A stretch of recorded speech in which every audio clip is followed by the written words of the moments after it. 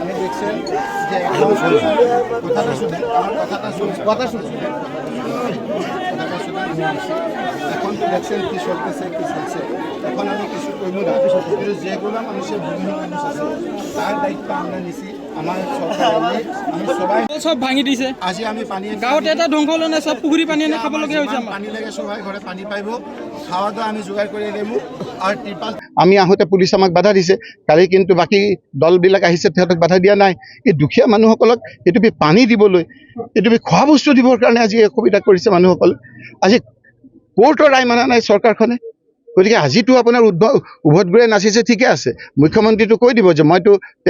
যিখিনি নিয়ম কানুন মানি পেলাই কৰিব দিয়া কৈছিলোঁ কিন্তু যিসকল বিষয়াই সেই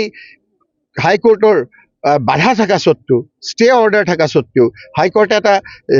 আপোনাৰ নিয়ম মানি দিয়াৰ পিছতো সেইখিনি যদি নটিচ নিদিয়াকৈ আপোনাৰ যিখিনি কৰিছে সেইখিনি আজি অৰাজকতা হৈছে এই মানুহখিনি আদালতৰ ওচৰত যাব আজি নহ'লেও কালি আপোনাৰ বিচাৰ পাব এই বিচাৰত আমি আইনৰ সকলো ধৰণৰ সহায় কৰিবৰ কাৰণে আমি প্ৰস্তুত আৰু এই লোকসকলক যদি যিসকল ভূমিহীন সেইসকলক সংস্থাপনৰ দায়িত্ব আমি ল'ব লাগিব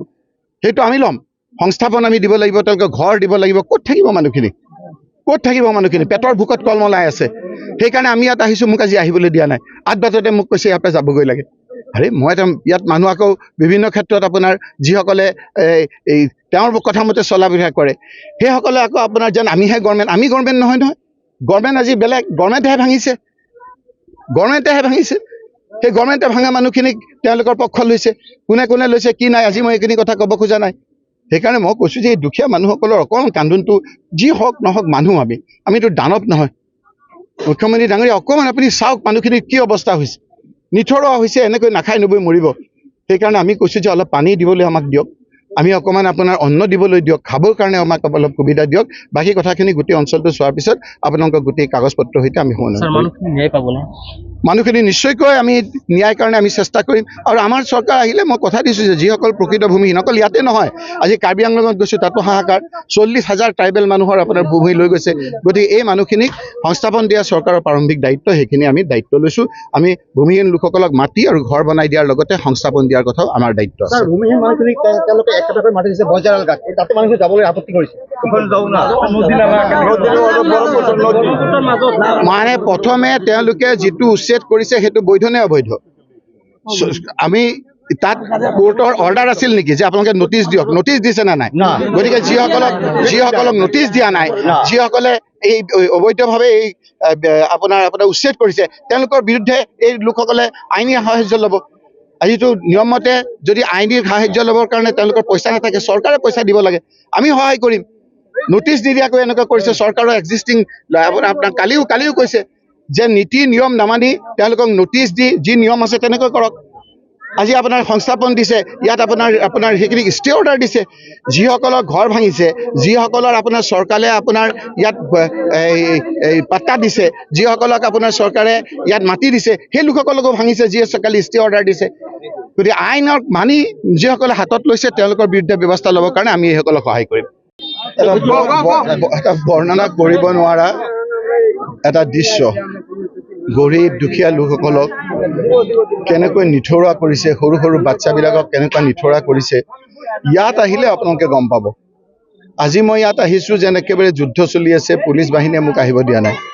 ইয়াৰ ভিতৰলৈ মোক আহিব দিয়া নাই মানুহখিনিক দেখা কৰিবলৈ মোক দিয়া নাই এনেকুৱা এটা পৰিছে যে টেটু চাপি গোটেই মানুহখিনিক মাৰি পেলাব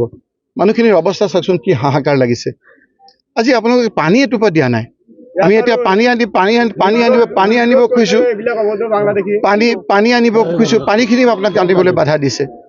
গতিকে এই কথা বতৰাবিলাক অতি বেয়া হৈছে মুখ্যমন্ত্ৰী ডাঙৰীয়া অকণমান আপুনি এই কথাবিলাক আপোনালোকে চাওক আজি ইয়াত যুগ ধৰি মানুহসকল আছে এই লোকসকলৰ আপোনাৰ ইয়াত যিসকল পট্টা মাটি আছে সেইসকলৰ সুকীয়া কালি হাইকোৰ্টে আপোনাৰ ৰায় দিছে ইয়াত যে যিসকলক পট্টা দিছে সেই পট্টাৰ মানুহসকলক কোনো ধৰণৰ আপোনাৰ উচ্ছেদ নকৰিব প্ৰপাৰ আপোনাৰ যিটো চিষ্টেম সেই চিষ্টেম বাদ দি হাইকোৰ্টৰ অৰ্ডাৰ মানা নাই কৈছে যে নটিচ দিব লাগে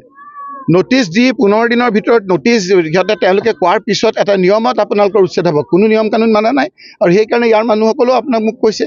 যে যিসকলে নিয়ম মানা নাই মুখ্যমন্ত্ৰীৰ কথাতে হওক বা যাৰ কথাতে হওক ইয়াৰ যিসকল বিষয়া এনেধৰণে কৈছে তেওঁলোকৰ ওপৰত কণ্টেম্প কেছ কৰাৰ কথা কৈছে আজি নহ'লেও কালিতো ব্যৱস্থা হ'বই বিষয়াসকল এনেকৈ আপোনাৰ অমানৱীয়ভাৱে নিয়ম কানুন নামেৰে হাইকোৰ্টৰ অৰ্ডাৰ নামানা হৈছে। মই আজি আপোনালোকক গোটেইখিনি ঘূৰি আকৌ মই আপোনালোকক গোটেই কাগজ পত্ৰ দেখুৱাম কেনেকৈ হাইকোৰ্টে কৈছে যে আপোনালোকে বৈধভাৱে এই মানুহসকলক সংস্থাপন নকৰাকৈ আপোনালোকে ক'তো তেওঁলোকক নেখেদিব। যদি আপোনালোকক এই মাটিখিনি আদানীক দিবলৈ দৰকাৰ হৈছে তেতিয়াহ'লে এই দুখীয়া মানুহসকলক আপোনালোকে এইটো এটা প্ৰাথমিক দায়িত্ব চৰকাৰখনৰ। এতিয়া চৰকাৰে তো উপলুঙা কৰে, চৰকাৰখনে আপোনাৰ বিভিন্ন ধৰণেৰে আপোনাৰ এই মানুহখিনিক উপলুঙা কৰে। এইখিনি যেন মানুহে নহয়। কথা কি সেইটো বুলি ক'ম, কিছুমান মানুহক আকৌ উচতাই দিছে, কিছুমান মানুহে কথা ক'ব পাৰে, কিছুমান মানুহে নোৱাৰে। আমি